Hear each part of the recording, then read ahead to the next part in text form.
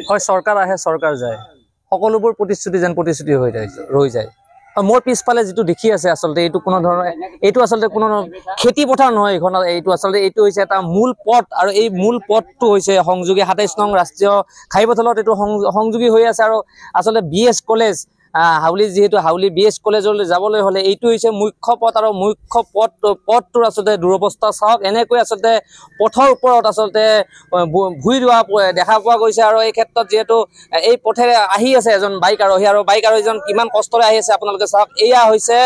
প্ৰমোদ বড়োৰ নেতৃত্বাধীন চৰকাৰৰ বিটিআৰৰ এটা পথ আৰু এই যেহেতু মই এতিয়া উপস্থিত আছো ২০ নং পৰিষদীয় মথনগুৰি সমষ্টিৰ এটা পথত আৰু এই পথৰ দুৰৱস্থা আপোনালোকে চাব পাৰে ইয়াত ভুই ৰুই থকা দেখা পোৱা গৈছে যিসকল আসলে ইয়াৰ গাঁৱৰ সেই ৰাইজ আছে আসলে এনেকৈ আসলে ওলাই আহিছে তেওঁলোকে আৰু এনেকৈ আসলে ভুই ৰোৱা পৰিলক্ষিত হৈছে আৰু এই ক্ষেত্ৰত মই যাবলৈ চেষ্টা কৰিম এইখন গাঁৱৰে এজন ব্যক্তি আছে তেওঁৰ সৈতে কথা পাতিবলৈ চেষ্টা কৰিম যেহেতু প্ৰমোদ বড়োৰ নেতৃত্বাধীন চৰকাৰখনে আসলে দ্বিতীয় ছুইজাৰলেণ্ডৰ সপোন দেখাইছিলে কি ক'ব এইটোতো আমাৰ সপোনে ৰৈ থাকিল বিথিকত কোনোদিন নহ'ব গতিকে আমি যি বুজা গৈছে আমাৰ এই ৪ বছৰত আমাৰ হাগ্ৰামা মহলীয়াৰী যিখিনি আছে নিষ্ক্ৰিয় কৰি থৈ দিছে গতিকে সেইকাৰণে আজি আমি গম পালোঁ আমি বুজি পালোঁ যে প্ৰমোদ বড়োৰ যিটো দিনত আমাৰ এই ৪ বছৰত কোনোদিনে আমি সপোনটো দিঠকত নাপাম আমাৰ এটা বিশ্বাস এটা হৈ গ'ল কাৰণ ইমান বছৰে যদি আমি একোৱেই পোৱা নাই আজি যে পাম কালি যে পাম ইয়াৰ কোনো আশা নাই ভৱিষ্যতেও তেওঁ যে আমাৰ যে জনসাধাৰণৰ বা হয়তো তেওঁৰ ৰাইজক যে তেওঁ যে ভাল কৰিব এইটো আমাৰ মনৰ পৰা বহুত আঁতৰত হৈ আছে গতিকে আমি আশা কৰা নাই যাতে অনাগত দিনবোৰত যদি তেওঁ যদি আমাৰ হয় তেওঁ কিবা কৰোঁ বুলি আহে তেতিয়া নিশ্চয় আমাৰ ৰাইজে নিশ্চয় কিবা এটা তেওঁৰ ওপৰত আমাৰ প্ৰত্যুত্তৰ দিয়াৰ এটা এই পৰিস্থিতি থাকিব গতিকে যিয়ে নহওক আমি আশা কৰোঁ যিকোনো প্ৰকাৰে যিকোনো এৰিয়াই যাতে আমাৰ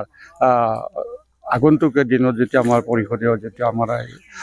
নিৰ্বাচন আহিব এই নিৰ্বাচনত যদি ভাল এটা প্ৰতিনিধি পাওঁ তেওঁলোকক আমি যদি হেৰি কৰিব পাৰোঁ তেওঁলোককে আমি হেৰি কৰিম আৰু অনতিপলমে আমাৰ বিভাগীয় চৰকাৰৰ পৰা আমাৰ যদি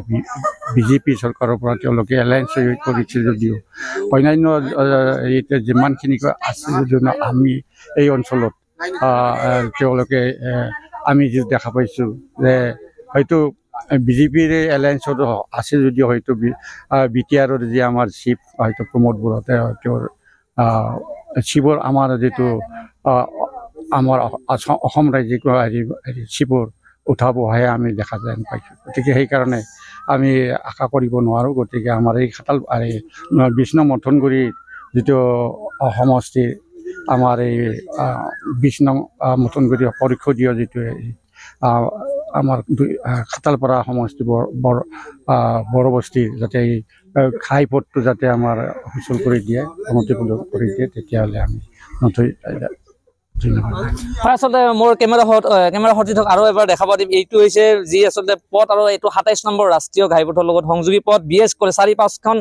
গাঁৱৰ আসলে ৰাইজে এইটো পথেৰে অহা যোৱা কৰে আৰু এটা বিধ্বস্ত পথ বুলি ক'বলৈ ইয়াতে ভুই ৰুইছে অলপ আগত আৰু ক'ব লাগিব যিহেতু বিটিআৰ ৰাইজে আসলে পৰিৱৰ্তন বিচাৰিছিলে যিহেতু হাগ্ৰা মহিলাই আউট কৰি আসলে প্ৰমোদ বড়োক আনিছিলে আৰু যিহেতু তেওঁলোকে আসলে নিশ্চয় যিহেতু পৰিৱৰ্তন বিচাৰিছে কিন্তু কোনো ধৰণৰ পৰিৱৰ্তন হোৱা নাই আৰু ক'বলৈ হ'লে দ্বিতীয় ছুইজাৰলেণ্ডৰ সপোন দেখা প্ৰমোদ বড়োৰ নেতৃত্বাধীন চৰকাৰখনে আসলে আগন্তুক সময়ত কেনেকুৱা ধৰণৰ সিদ্ধান্ত লয় এইটো হ'ব সময়ত লক্ষণীয় হয় মোৰ কেমেৰা সহযোগীৰ সৈতে মই কৌশিক দাস এনিভাৰ 24